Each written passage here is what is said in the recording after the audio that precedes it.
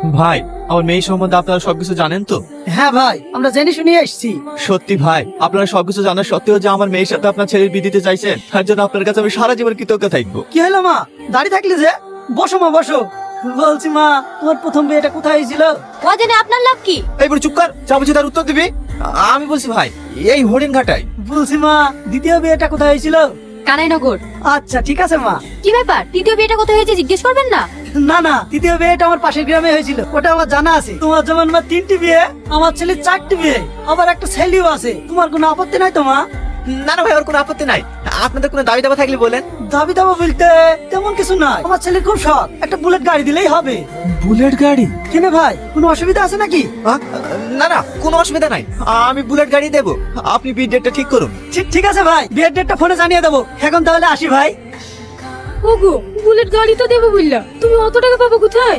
বলে তোমাকে টেনশন করতে হবে না, ও ঠিক ব্যবস্থা হয়ে যাবে। কি করে ঠিক হবে? তোমার মেয়েদের সব ডাবল ডাবল বিজি থেকে জমি জায়গা সব শেষ হয়ে গেছে, এখন আবার কি বেচবা?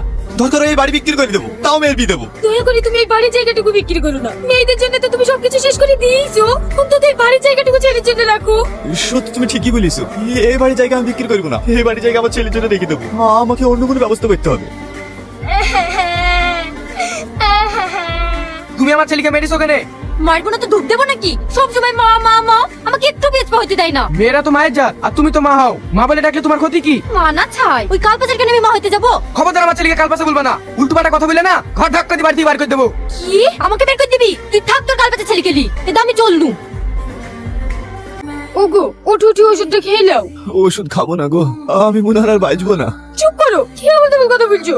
ওষুধ খাও, তুমি ভালো হয়ে যাবা। কি রে সাথী, তুই একা আসছিস? জামাই কো?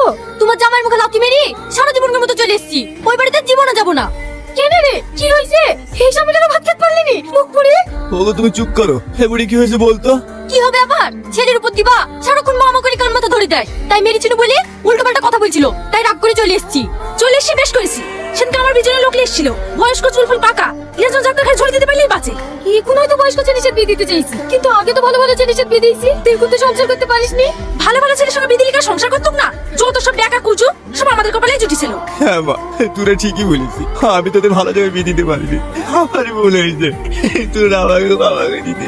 সঠিক কথা বললেই না এদের অভিনয় শুরু হয়ে যায়। এই বোন, ঘরে আয়। আর দুঃখ করো না, ওষুধটা খেয়ে নাও। ওগো, আমার জান ছটফট করছে, একটু পানি লেসে দাও না। ঠিক আছে, আমি পানি লাইছি। দেখো পানি লাইছি, খেয়ে নাও। ওগো, কথা বলছো না যে? ওগো, কথা বলো না। ওগো, কথা বলো। তুমি আমাকে